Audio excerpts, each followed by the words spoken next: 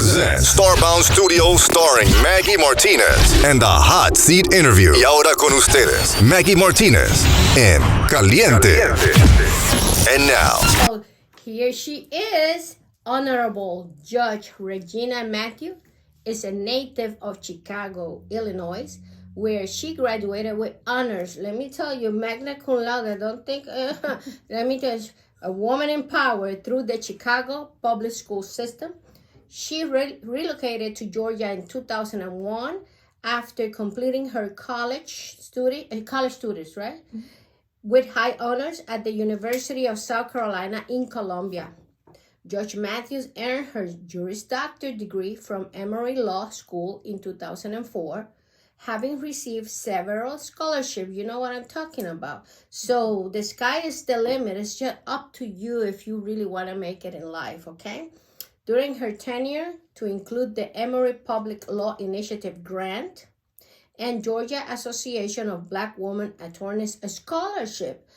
Wow, these scholarships and grant helped Regina pursue paid summer internship with both the Chicago Legal Clinic, where she assisted attorneys in serving low-income residents in Chicago area, and an internship with the DeKalb County Public Defender's Office representing the indigent clientele facing criminal prosecution in DeKalb County, Georgia. Welcome, Magistrate Judge Regina Matthews to the Hot Seat Interview. Thank you so much for having me. I'm excited to be here.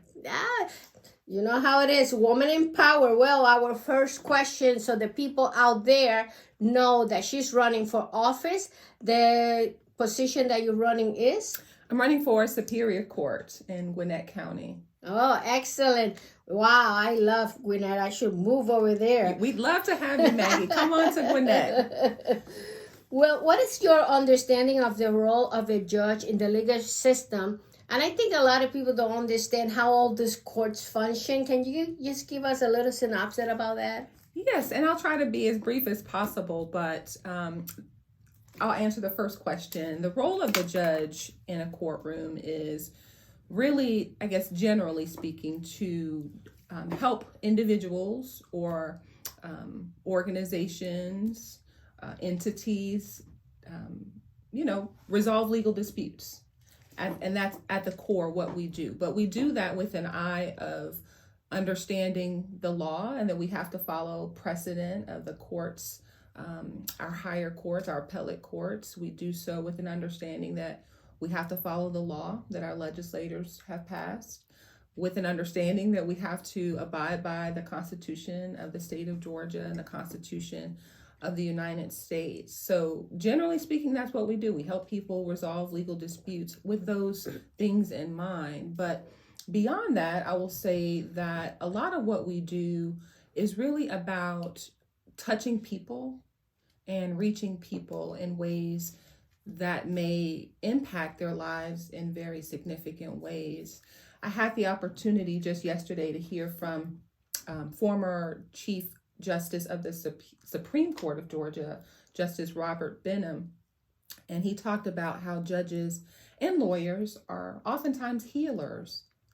And so I think about my job as a judge in that term as well, and that concept of healing people, touching people, and really helping them through a lot of times what seems to be the most difficult or could be the most difficult parts of their lives. Definitely. And so that's generally what I think the role of a judge is. And then I know the second part of your question, a lot of people, if you're not involved in the court process, you don't know, like, there's all these different types of courts, what is what. And so what I will tell people is that, we have the federal court system, which operates separately. I serve as part of the state court system. And so within that court system, you have different levels of court and different courts that handle different types of cases. So we have, our municipal courts or our city courts that handle like local ordinance violations, sometimes traffic citations. We have recorders courts that serve a similar function as our magistrate courts. So they resolve traffic citations or ordinance violations as well, some misdemeanor offenses. Then we move up to our state court, and state courts handle typically civil litigation. And they also handle misdemeanor criminal offenses. We have juvenile courts. Well, yeah. And so our juvenile courts obviously handle cases that involve juveniles, either delinquent or dependency cases. Then we have our magistrate courts. And that's the one you're running for. No, that's where I currently serve. She is. Oh, now she's running for Superior Court. Yes. Serve as a magistrate court judge. And our magistrate courts across the state typically handle, think of them as being like your people's court. So it's where people go to file small claims, for instance.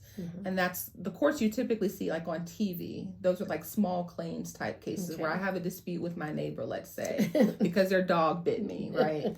And so magistrate court handles those cases. Magistrate court handles landlord-tenant issues, garnishment cases, some ordinance violations. But what's unique about my position as a magistrate court judge in Gwinnett, we have 6 judges who are appointed full-time by our superior court judges and our chief magistrate. And we serve as a function of kind of being the in-between judges. So we get put where we're needed.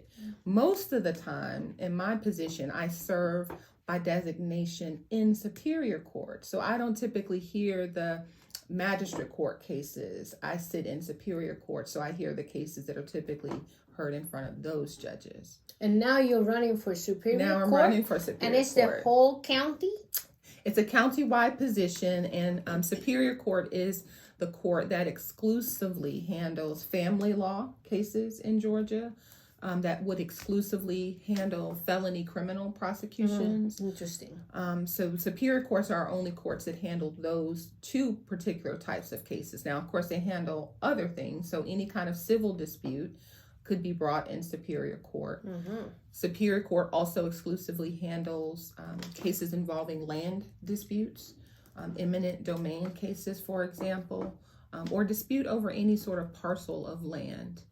Superior Court also handles appeals from the magistrate court. So, if a landlord-tenant case is appealed, we might hear those. We hear Department of Labor appeals. So if someone is denied unemployment benefits, course starts off with the Department of Labor and their also board. That will be like they discriminate against you because of race or gender? Those are usually handled in federal court. In federal court. Federal court, because they involve violations of federal equal protection. The Equal Protection Act, excuse me. So anyway, hopefully that gives you a little sense of sort of what the different courts do. Yeah, and it's important to know and to understand this. What are the levels and who are the people that we are putting in office? Because definitely we need more women. I don't know. I can't disagree with that. We need more women. We are more sensible. And not only that, we try to do our best to serve whoever is in front of us. Whoever it is. Yes. So that takes me to the next question. How do you ensure that all parties involved in a case are treated fairly and with respect? That's a great question, because I think a lot of times we forget that, again, at the end of the day, we're dealing with people, right? And so one of the things I pride myself on is making sure that there's dignity in the process. And that's for everybody. No matter what you look like, what your financial circumstances are, whatever brings you to the court, accept people as they come. And it's important to me, critically important, when people appear in my courtroom, that they know Judge Matthews is going to be fair. She's going to hear me out. She's not going to play favorites. She's going to give everyone an opportunity to be heard, but she will require that everyone is professional and that people are treated with dignity. That's very important, definitely. Explain how will you handle a situation where one party was not represented by a counsel? And that happens a lot? It does. It happens a lot. Wow. It happens less frequently, I would say, in superior court. It's more common in magistrate court, for example. Particularly when I think about the felony criminal prosecutions that are handled in superior court. It's not often that people will be unrepresented. because people have the right to counsel, even if they can't afford counsel. Okay. So but there are people who decide, and you have a right to decide to represent yourself. We just don't have a lot of people who do that. Now, for some of the civil cases, that is more frequent, that people, for whatever reason, decide they don't want an attorney, they don't need one, maybe sometimes they can't afford one. And for civil proceedings, we don't, there is no right to counsel. So, for instance, the court can't appoint an attorney for you in a civil case, even if you can't afford one. So we have it. And, what I would say is that I treat people, we call them pro se litigants, meaning, they're representing themselves. I treat them just as any other, person coming before the court. Whether you have an attorney or not shouldn't dictate, the outcome of the case. They're being given the same treatment I would give anyone else. That's awesome. I do try to, I guess, do better about explaining things as we go along, for the sake of those parties who are representing themselves, because they're not lawyers. They're not lawyers, and they don't understand the system. They don't understand the system most of the time. So while I can't give them legal advice, or I can't tell them how to, proceed with their case, I do try to explain along the way. Yeah. This is what's happening process, now. Right. This is what you have an opportunity to do if you'd like. This is what it typically looks like. I kind of give them more information. Yeah, because it's very scary to go in front of a judge. My goodness, it's scary. Yeah, people are nervous, and they, their dispute, again, is important to them, so they want to be heard, but sometimes they just don't know how to do it. Right. And I don't think that should be a reason that people go through the process and they feel like intimidated, or that they weren't heard or given an opportunity. So I try to make it as comfortable as possible for those individuals, because I can't, if I were on the other side, I would want that. Yeah, definitely. Well, we're speaking with Honorable Judge Regina Matthews. She's running for Superior Court of Gwinnett County. So you understand, it's the whole Gwinnett County. So everybody votes for her. So it's important that you look for her information on her website. So that way you know her ideas and her platform and what she brings to the table in terms of defending, in this case, now she's not defending, but in case of being the Superior Court judge. Describe a time when you had to make a difficult decision as a judge. So, Maggie, I have to make difficult decisions all the time. Every day, all day long. Yeah. And I, But it's always one that always stays in your mind. There have been so many cases that honestly I've lost sleep over. Wow. Because I really do take great care in being thoughtful about the decisions I make. And because I sit in Superior Court frequently, we hear some of the toughest cases, particularly, criminal cases where people are facing sometimes life sentences, where they may have committed some really heinous crimes. And so, those cases are just difficult. And I can't think of one that sticks out more than the other. But, I lose sleep often thinking about what the right thing is to be done. We have a responsibility to the people that appear in front of us, but we also have a responsibility to the community at large. We have a responsibility to the rule of law. And so taking all of those pieces of the puzzle and putting it together requires a lot of thoughtful consideration. Do you see why she should be elected? People out there, she lose sleep. That means she cares. Okay, because when you care about something, you think about something. So look for her information, because I think she's a great candidate to be at that position. Well, thank you, Maggie. And I'm sorry I couldn't answer your question more specifically. It's because okay. There's so many cases, like I said, that I've had. Yeah. We decide also custody cases, cases involving children, and where custody should be placed with those children. And those are highly emotional cases. Yeah, that I'm aware of, because I'm an adopted child, so I know how this goes. Difficult It decisions. is difficult. Yeah, it is difficult. Especially when you're taking away the child from the mother. It's very difficult. Well, She's magna cum laude, graduated. So, the next question that I'm going to do, I really don't know, but are you familiar with the latest law, regulation, and court decisions related to your jurisdiction? Definitely she is, but... But you have to ask, right? Yeah. Well, and it's an important question because when you're voting for judges, I will say our position, probably more than most others, people are like, well, what do I look for? I mean, I don't know how to evaluate whether somebody is going to be a good judge. But one of the, most important parts of our job is knowing the law, right? You want someone who has an understanding of what the laws actually are. And so anyway, part of our training as judges requires us to have a certain number of training hours every year. And so as a magistrate court judge who sits in superior court, I have to have a certain number of magistrate court training hours. So those classes are geared towards, the types of cases that magistrate court judges hear and making sure we're current on the laws that have been passed. But also because I sit in superior court, I have to have superior court specific training. So I have to have training in, cases that come before superior court judges. So, I have double training. But aside from that, I always, even before taking the bench, I always, kept abreast of different legislation that is being debated or that might be coming down the pike and how that might affect certain, cases. I don't know, I guess I'm a little bit of a nerd because I love reading the law, about the law, the changes in the law. She's like me, she loves to read. I do, I love to read. And so, I don't know, I'm immersed in it all the time. It's my duty to stay knowledgeable about different laws and what's coming and how it might affect the work that I do. So it's something that I do all the time.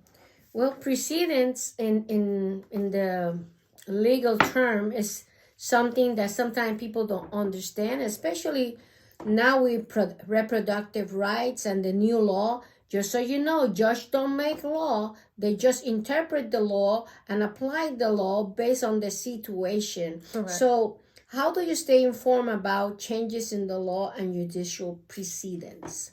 So it's just, reading about, again, what laws the legislators are debating, which ones are passed. I mean, we get updates from the state bar about, particularly if there's like legislation that's going to change something significant, we get updates all the time. And so it's a matter of going and actually reading those new laws that are enacted to make sure we have an understanding. But also, like you said, a lot of precedence is set by our appellate courts that may have heard and made a decision on an issue, and we're required to follow the precedent that is set by, for instance, our Court of Appeals or our Supreme Court. If someone appeals an issue, up to one of the higher courts and they say, this is how you need to interpret this particular law, that is how I have to interpret that particular law. So there is some discretion that judges have, but I'm glad that you made it clear to people that I'm not up there making law. No, we don't. I don't make laws. And people ask me all the time, how do you feel about this particular law or that? And I'm like, well, I really can't have a public opinion because it's not my job to have a public opinion about it. It's my job to follow whatever law is passed. Well, sometimes when I look at a judge, they're sitting over there, up there, with their black gown. And what strategy do you use to remain impartial while proceeding over a case? Because I bet you we are human. We're all human. But at that point, you are a judge. Right. So how do you work with that? It's interesting because when you put on that robe, you do kind of become a different person. I'm not Regina anymore, right? I'm Judge Matthews.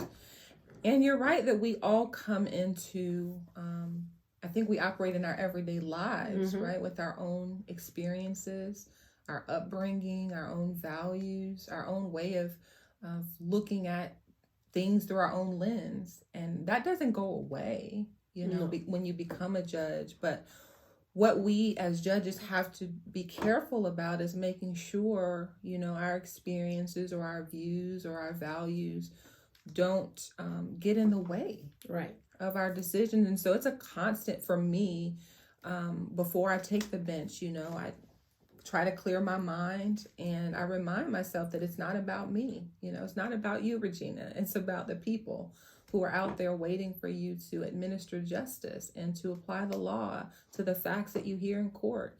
And it's a conscious decision, I think, or a conscious process I think you have to undergo, because I can't change who I am or what I believe or my upbringing. You can't change any of that, but you have to make a conscious decision to, one, acknowledge that you have personal opinions and personal beliefs that could get in the way if you don't make an effort to stay impartial. That's right. Well, I love when a judge said, all the counsels come to my bench, and they talk, like they cover the microphone so other people can't hear. You are misbehaving, okay? Let's do something about it. And that takes me to the next question. How do you manage cases involving complex legal issues of multiple parties? Yeah, when things can get kind of crazy in the courtroom, right? Yeah. Well, we have to, one, always maintain decorum. Right. That's important. And sometimes I cringe when I watch proceedings that just appear to just get out of control.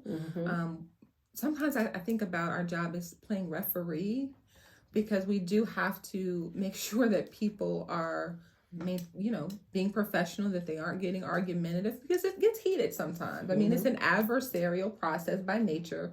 So people, get heated, and I get that. Especially when you get a prosecutor that is really emotional and passionate. I mean, people get really passionate about advocating for their clients or for their position. So I get it, but decorum is important. Yes.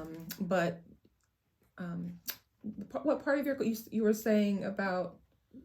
Multiple, complex, yes. Involving complex, multiple parties. Kind of got away from me there when you start talking about decorum, because that's one of the things that I'm really, a stickler about. But so luckily, before I took the bench, I had the opportunity to work as a law clerk in federal court in the Northern District of Georgia. And I also worked as a senior staff attorney in Superior Court of Gwinnett County prior to taking the bench. And what I will say is those two opportunities gave me the chance to really learn what it's like to break down a complex case to its most basic level. And, I guess I got the opportunity to really stretch my research skills, my analytical skills, my writing skills.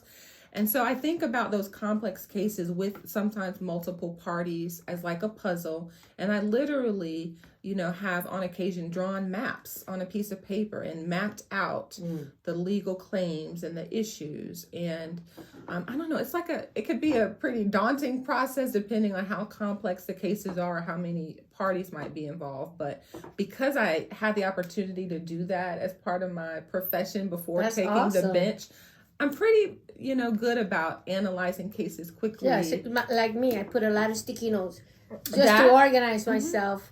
What do I do here? What do I do there? It's a process. And the more you do it, the better at it you become. Oh, yes, definitely. When I interview, so many people of so many backgrounds, I really have to study a lot and do a lot of research to make sure that the interviews that I do are, in consonant with the person that I'm interviewing. And I always tell my student, because I'm a retired teacher. That's one of the many things she does, by the way. She's a retired teacher plus a whole bunch of other stuff that I learned about. But anyway.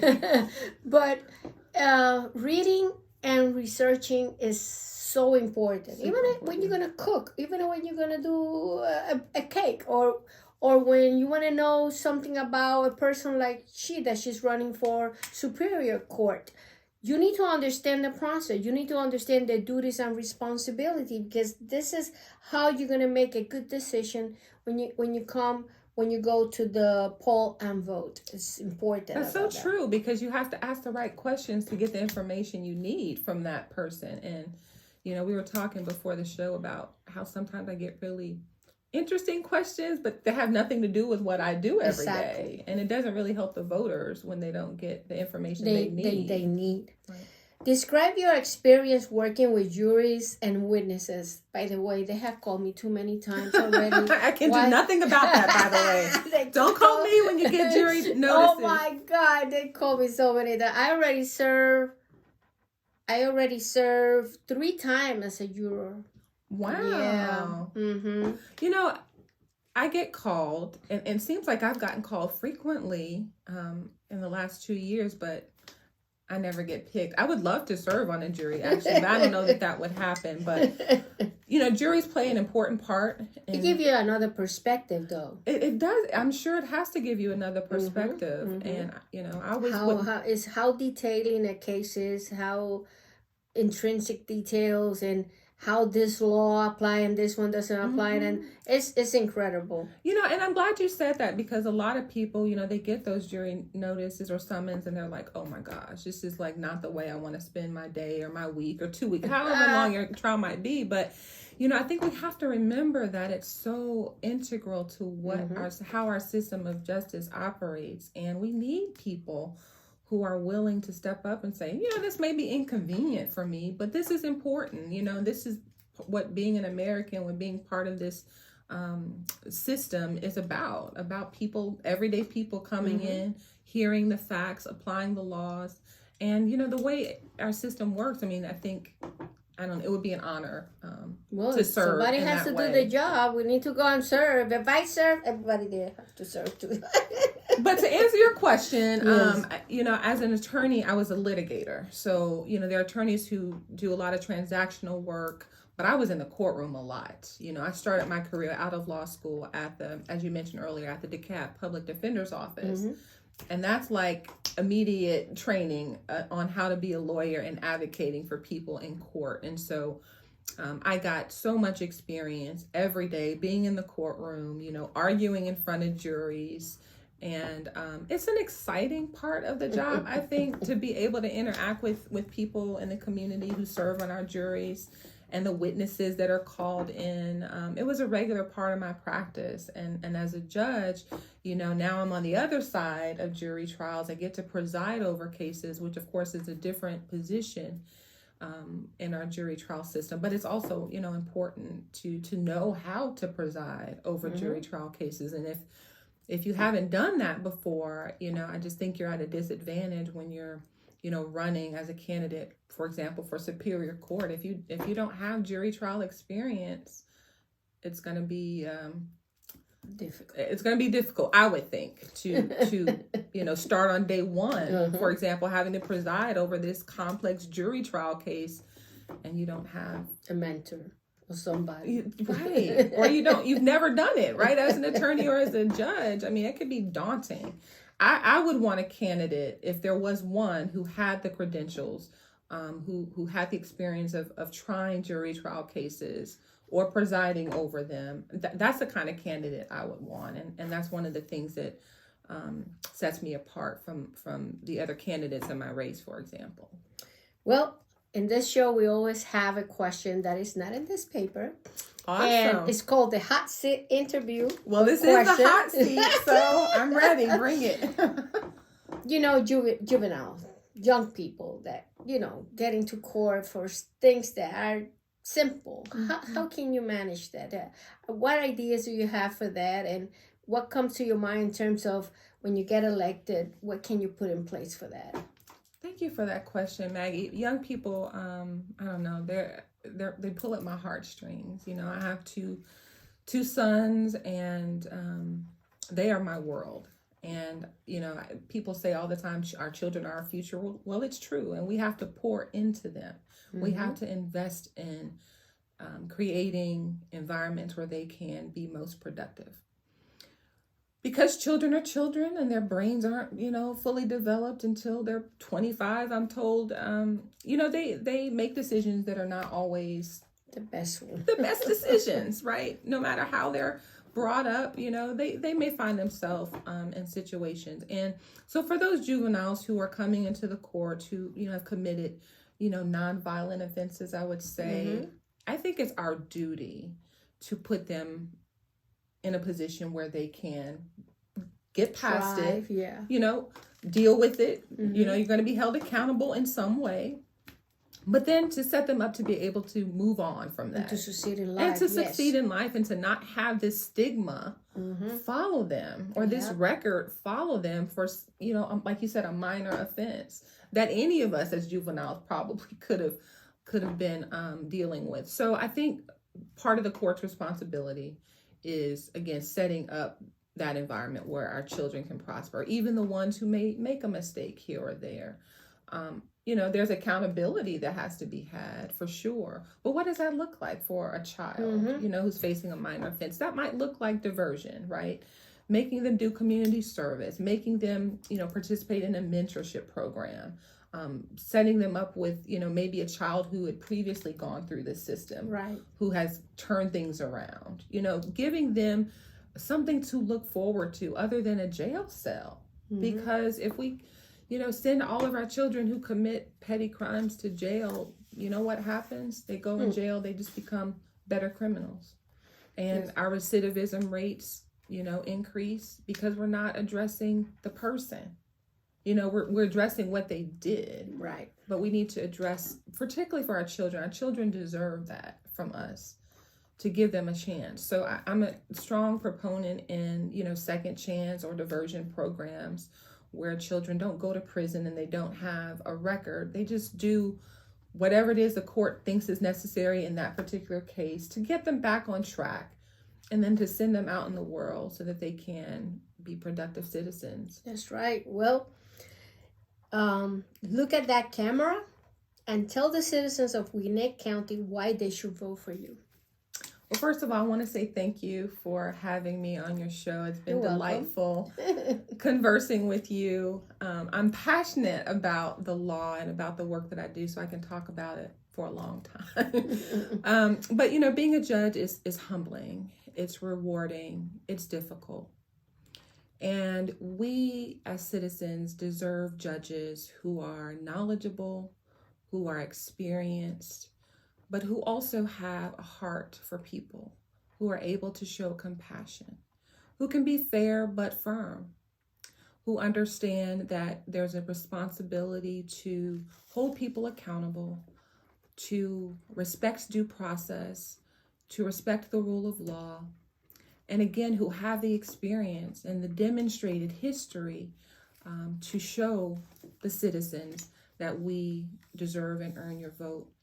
I am the candidate that offers experience. I am the candidate who can step in on day one, do the job effectively and efficiently, and that is what we deserve. That is why I'm running. I hope to continue to represent the citizens of Gwinnett County in the way that I have, with dignity, with honor, and I would be more than happy to be your next Superior Court judge. You can go to my website, judgematthews.com, to find out more about me and my candidacy. We'd love to have you on our team. Any way you'd like to support our campaign, we'd love to have you. Thank you so much. Thank you, Judge, for coming. I'm going to call her the Judge with a Heart. From now on, it's hashtag the Judge with a Heart. Thank you. I am so glad you came. And certainly, this is your house. You could come here anytime you want to inform your constituents or the people that you're going to be serving. So thank you so much for having me. It's been a pleasure. And I'd love to come back. Oh, yeah, whenever you want. All right. Well, this is Maggie Martinez, the Hot Seat Interview. Until next time.